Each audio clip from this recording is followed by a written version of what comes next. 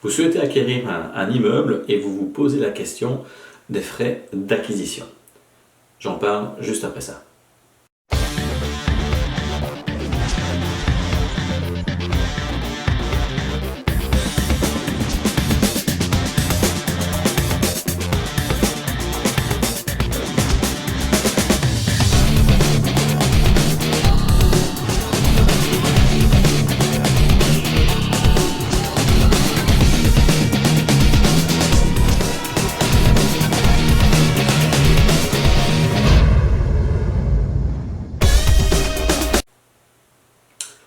Alors, lorsqu'on acquiert un immeuble, eh bien, cette acquisition est soit soumise à la TVA, soit soumise au droit d'enregistrement. Alors, quand est-ce que la vente d'un bâtiment est soumise à la TVA? Eh bien, lorsque le bâtiment est neuf, et un bâtiment reste neuf jusqu'au 31 décembre de la deuxième année qui suit la première occupation. Donc, exemple, la première occupation a lieu en décembre 2019. Eh bien, ce bâtiment restera neuf jusqu'au 31 décembre 2021. Et ensuite, le vendeur doit être un professionnel de l'immobilier, c'est-à-dire que son activité professionnelle est l'acquisition et la construction d'immeubles et la revente de ceux-ci. Dans ce cas-là, il y aura application de la TVA à 21%.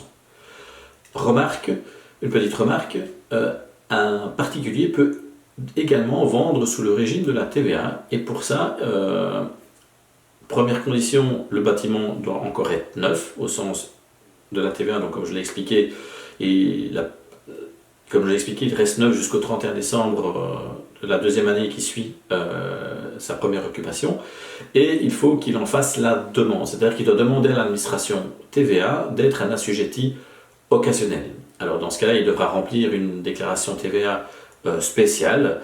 L'avantage de faire cela, c'est que ça lui permettra de récupérer la TVA qu'il a antérieurement payée sur son bâtiment. Donc, il va vendre avec TVA, donc cette TVA, il va devoir la payer à l'administration, mais en fait, il ne va pas payer l'entièreté de cette TVA, vu qu'elle va venir, cette TVA à payer sera compensée par la TVA qu'il a antérieurement payée. Donc, autrement dit, il va la récupérer. Donc, ça peut être intéressant de s'assujettir de manière occasionnelle, en tout cas dans ce cas-là. Dans tous les autres cas, c'est-à-dire quand le bâtiment est non neuf, eh bien, il est soumis au droit d'enregistrement. Alors, les droits d'enregistrement sont calculés sur la valeur de vente du bien. Alors, attention, cette valeur de vente ne peut jamais descendre en dessous de la valeur ou du prix du marché.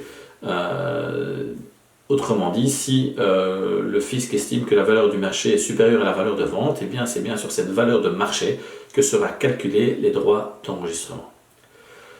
Les droits d'enregistrement sont une matière régionale. Donc en Flandre,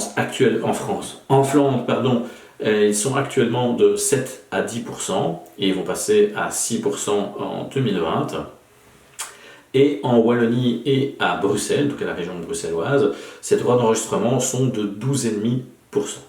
Il faut savoir qu'il est possible d'avoir toute une série d'abattements fiscaux sur ces droits d'enregistrement.